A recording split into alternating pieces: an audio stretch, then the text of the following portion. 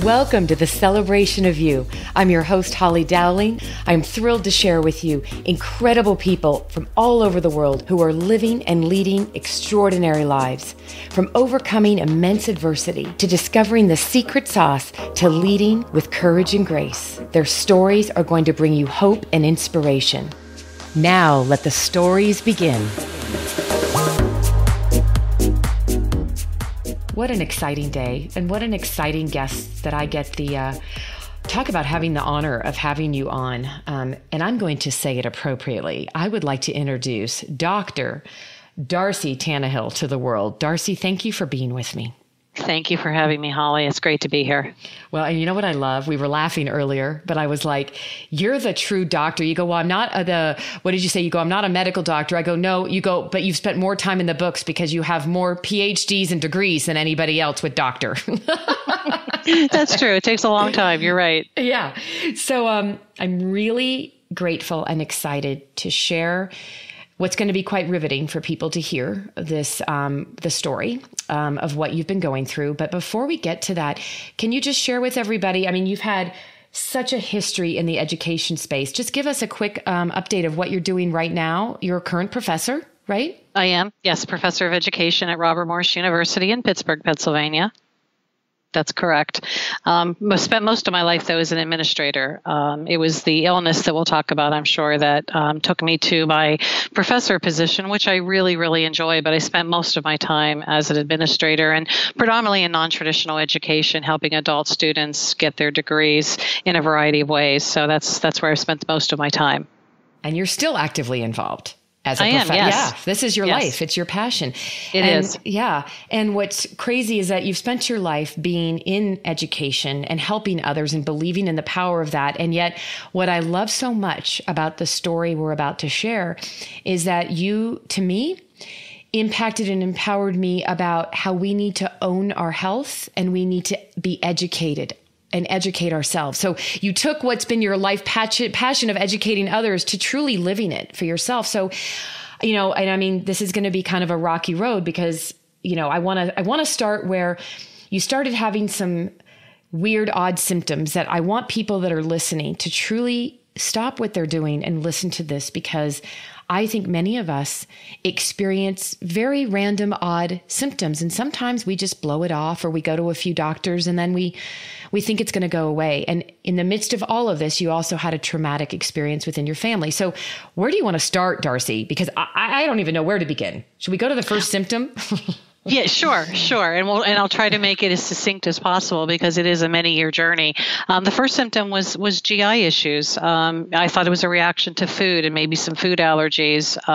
But that was the very first symptom. But it was very quickly followed by a change in my nails, a change in my hair that I seemed to notice that other people did not. I would ask other people if they did, and they didn't seem to. So went to the doctor with those, things in particular, and we started to roll out some food allergies that we thought, working on, eliminating foods from my diet.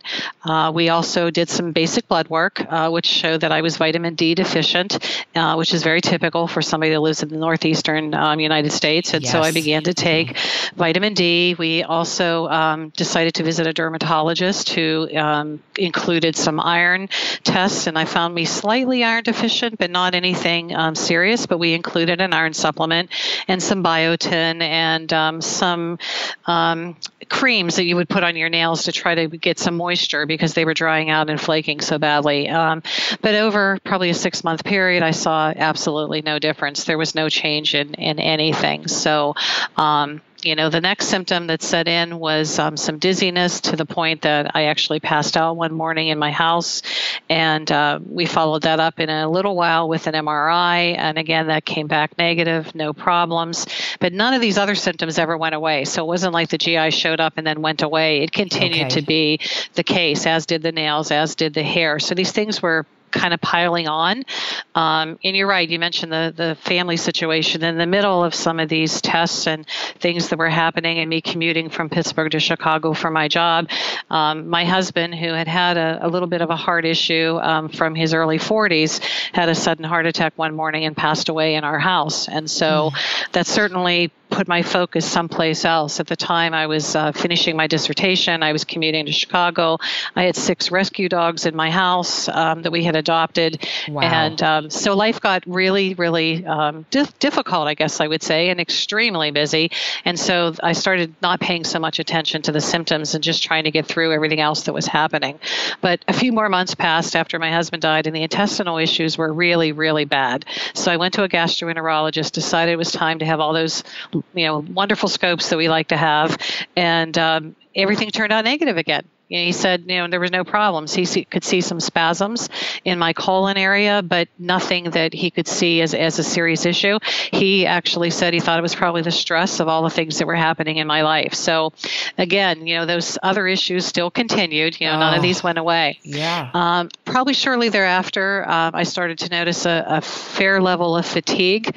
And again, we all have fatigue, and people contribute it to you're working a lot of hours, you're managing a very, busy life. But I've always had a very busy life, and I've always been, on the go constantly. And so I did not ever have this type of fatigue. So of course people tell you, well, you're 50 and, you're premenopausal. It could be hormonal. It could be you're just getting a little older. And I think as women, we tend to put off a lot of symptoms that we have to hormone kinds of issues. And I hadn't gone through menopause. And of course, we only do that once. So you don't know what it's like until you actually do it. So I thought, maybe that is it, and, I'm not the type of person to give in to minor symptoms. And so you just keep chugging along and going to work and doing your thing. But the fatigue just got worse and worse. And it was a fatigue I really can't describe. Like, not that I'm tired, I need sleep, or I'm short on sleep, or I work too hard. It's a fatigue where it's so extreme that you can barely think of getting up off your desk to walk, out of your desk chair to walk down the hallway one more time. It's just an incredible fatigue. And so that was a problem. And then carpal tunnel started in both of my hands. And again, many people have carpal tunnel. So you just think that's part of, using your hands on a keyboard all the time. Right. So I had that checked, and yes, I did have carpal tunnel, and we decided to have that taken care of. And at the same time, these other symptoms were increasing. So I asked my PCP if I could see an endocrinologist, thinking it was hormonal or maybe thyroid related. Again, very female type issues. And I went to see her, and she said, yes, that could very easily be those types of issues. And she did a lot of blood work, and everything came up negative. Thyroid fine, hormone levels fine, but she found an autoimmune marker, she called it, and said she thought I should see a rheumatologist. Okay, we have to pause for a minute because you're going so fast, and I want everybody to hear that at this point. Just give us a snapshot. At this very moment, you just now are leaving this doctor who's now saying you should probably see a rheumatologist. How long from the beginning, where are we at in the journey? Is this how many years, how many months from the first sign of the first symptom? This is probably about 5 to 5.5 years. 5 to 5.5 years. And at this point, what number doctor is this on the list of doctors you've seen? All these different specialists. This is about number 4 to 5 in the list of things, with several more coming between the PCP and the specialists. And in a very short succession, I will see a number of specialists because things begin to escalate at this point. And strangely enough, from something that's relatively minor. The carpal tunnel surgery. The carpal tunnel surgery required me to have an EKG done, which is very routine for a minor anesthesia. I had the EKG done in my PCP's office, thinking no problem. He calls me and says, Darcy, your EKG is showing an irregularity. Now, again, at this same point, I had noticed a little bit of fluttering in my heart. Again, as women do, I said, it's a hormonal thing, and I was trying to figure out, is it a certain time in my cycle that, I have these flutters. I had noticed a little bit of swelling in my feet, but it had only been when it was incredibly hot and I was on my feet a lot. So I wasn't really concerned about that. But he tells me I have an irregular EKG. He wants to do a stress test. So we did do that. And during the stress test, I went into complete atrial fibrillation, and which is my heart is in no pattern whatsoever. And I had noticed that I'd had this before, but not quite to the extent of the day that I had the stress test. Immediately refers me to a cardiologist and says, you can't have the carpal tunnel surgery.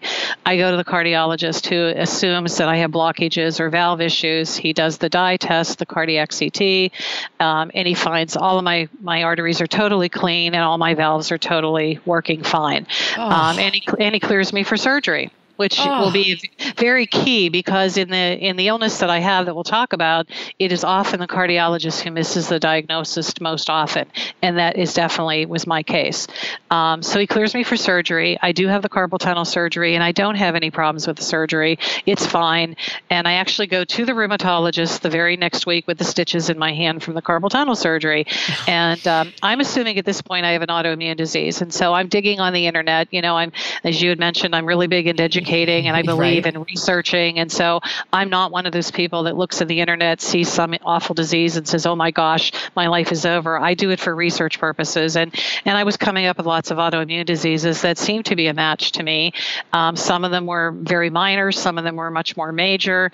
But by the time I got to the rheumatologist, she was pretty sure I had an autoimmune disease. And again, they do, just tons and tons of testing, blood testing, all kinds of testing, bone scans, urine scans, all kinds of things. And she came up with a negative on every single autoimmune disease. And that took a couple of weeks to get that diagnosis. Exhausted. I'm literally exhausted listening to how did you not just, honestly, can I have to ask this? Because I'm thinking, how did you just not throw the towel in and give up and just say, forget it, I'll just live with whatever this is? I mean, how did you have the stamina to keep going, doctor after doctor? I think because at this point I was so much into trying to get the answer. I'm digging for the answer. I'm trying to find the answer myself. And I wanted an answer. And, even if it was something really minor, I needed to know. Mm-hmm. And so that's part of me needing to always have the answers to things. Okay. And so I'm very driven to just keep searching for that. And you're right. It was tiring because I'm working, an 80-hour-week job. I'm, teaching online. I'm taking care of my dogs. I'm running a little dog grooming business on the side, managing my house, and then all of these doctor's appointments around my crazy work schedule. And, it was a lot to keep doing. And I'm thinking, I've been one of those people that has never had to go to the doctor other than here and there for really minor things. And now I'm seeing all these doctors in a really fast, kind of rapid pace. Her results came back negative to every autoimmune disease, but she found something called MGUS, which is capital M, capital G, capital U, capital S. And I had never heard of it before, but she explained to me that sometimes it's nothing, but sometimes it is an indicator of multiple myeloma, which is a cancer. It's a blood cancer. And so she referred me to an oncologist. And I think it was at this point that I thought, something might be very seriously wrong with me. Mm-hmm. In the back of my mind, I always thought maybe it was change of life, and we just weren't catching it. Maybe I was working too much. But when she said this, I thought, I could very well be in trouble. And so I got in to see an oncologist very quickly. And she actually took a really significant history of particularly all these past, 5 or 6 years.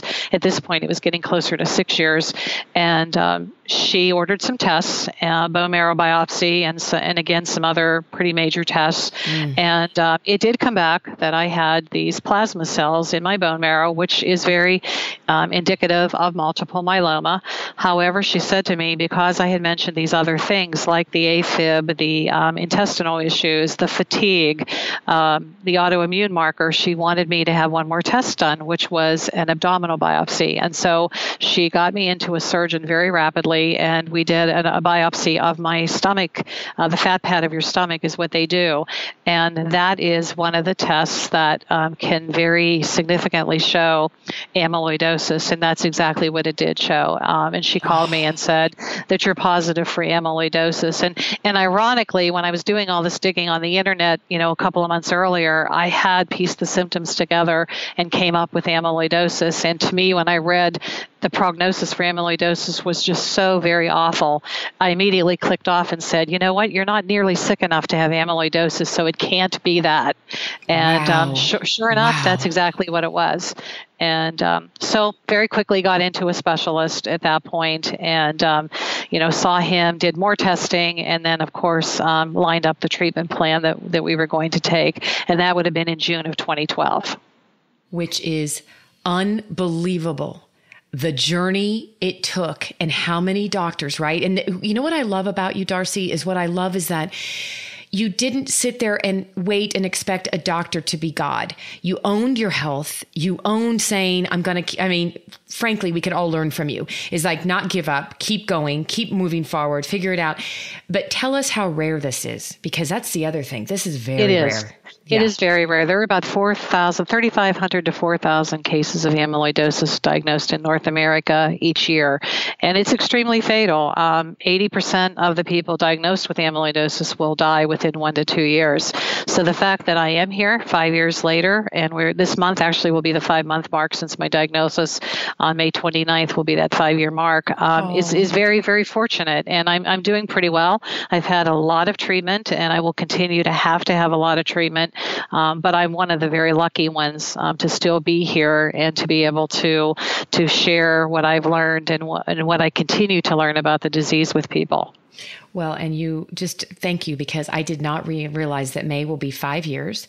And just to give us an idea, not that you like to revisit this constantly, but what is treatment like for this? Can you give us a flavor of what this is like for your life? Sure. If you're able to, and fortunately I was, most people will go through a stem cell transplant. There are a lot of people who are diagnosed too late and their organs are already damaged. And that's what the disease does. It's an amyloid production, in my case, in the bone marrow.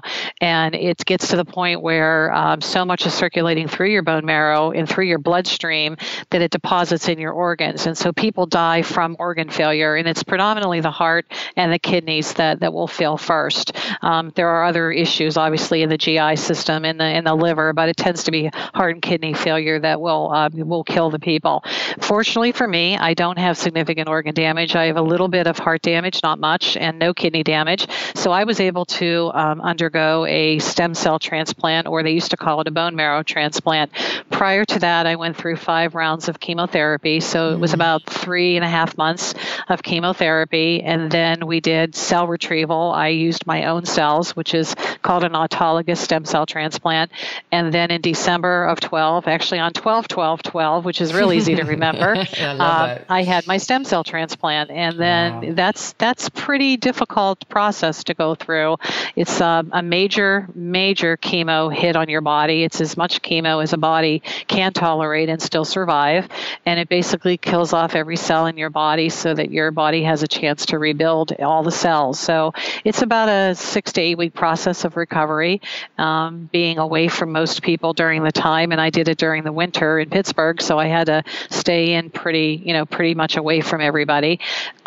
And then after that, you go through recovery. For me, I was able to go back to work and lead a fairly normal life. But unfortunately, with amyloidosis, it never really stays away completely. You go into remission, but you also fall out of remission over time. And so by the summer of 2015, I was already out of remission. And so I had to go back through 4 more rounds of chemotherapy. And that actually got me back into remission again. And at this point, it's been a couple of years since I've had chemotherapy, and I am out of remission. And we're watching my counts at this point. They're out of the normal range, and they're building, but they're not to the point yet where I need treatment. That will be coming, down the line a little bit. But we do monthly blood tests to monitor everything, all of my organ functions and my amyloid production. So right now, I'm kind of in a holding pattern, waiting for the next round of treatment. And you know what? In your voice, I hope everybody listening to this gets to hear what I'm hearing. It's just this is my life. This is what it's been. It's like, I'm grateful that I don't have to do treatments right now. And I am, you're just moving forward. It's like you're a rock star. You're just like, there's just like this unbelievable peace in your voice, Darcy. And you're like, this is what I have to do. It's like, let me add that to my calendar. And I'm not going to quit working, and I'm not going to quit living. Nope. You've chosen to keep living. And I just love that. And here's what I love. Okay, so 2 things that I don't want us to miss out on.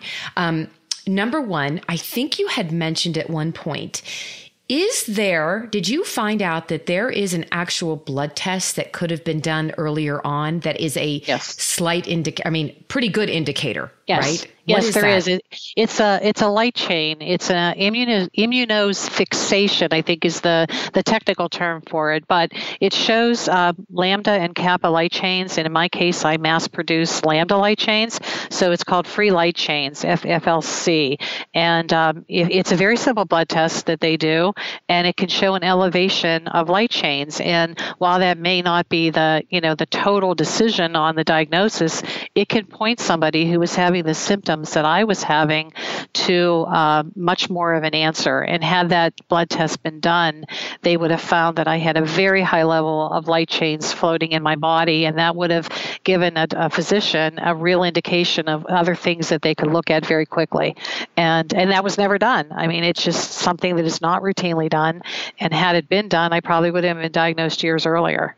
Well, that's why I'm just in awe of that. Like there's this one blood test, but it took somebody like you going through this. And here's what I want everybody to know. This is what makes you magnificent, Darcy, is that you have now taken this journey, this experience, right? And you are turning around and you are 100% committed to educating, building awareness around this.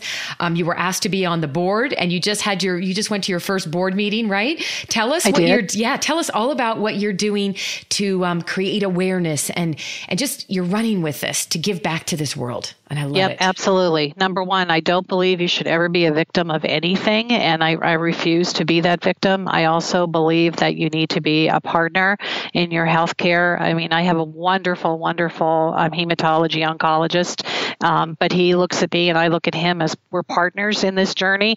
And the way I see this is, I know that he would be extremely upset should I pass away, but my life is most important to me, and nobody thinks of keeping me alive more than I do. And so I need to play a role in that. But along with that, I need to play a role in helping other people. I don't want people to go through 6 years of trying to find the answers, of not knowing where to go, for support. And I'm very, very lucky because I have spent my time in education and I do understand the research and I do read the medical journals and I subscribe to journals and I am the type of personality that doesn't get upset. It doesn't get defeated.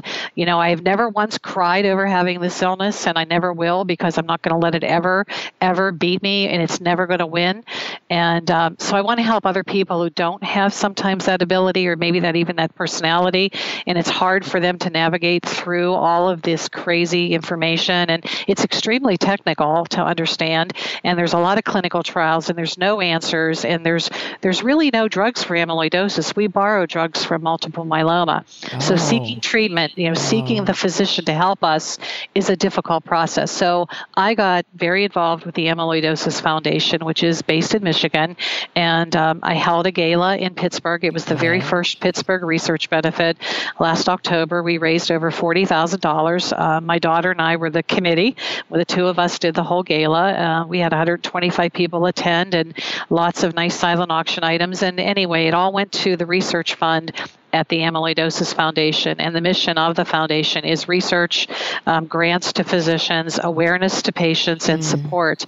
And the next thing I'm going to do is we're holding another gala in Pittsburgh in October. And that'll be the second research gala. I'm hoping to double what we did last year. And the second thing is I'm going to start a support group in the Pittsburgh area for patients, because I have run across some patients that are local, even though it's rare. I have run across patients. I've run across families that have lost patients. And it's not unusual to hear their story that somebody was diagnosed and 6 weeks later they died. And really? that's that yes. fast? Yes, that's quite often the case, is that they die within a few weeks because they're not diagnosed till they go into organ failure. And somebody says, why is this person in organ failure? And then they realize the problem. And it's been people as young as 35. I mean, the disease normally hits people over 60, and so I tend to be on the younger end of that spectrum. But I've even run across people, at 35 and 45 that have died very rapidly from the disease. And so I just want to make it easier on people to get diagnosed, easier on people to get treated, and have that support along the way.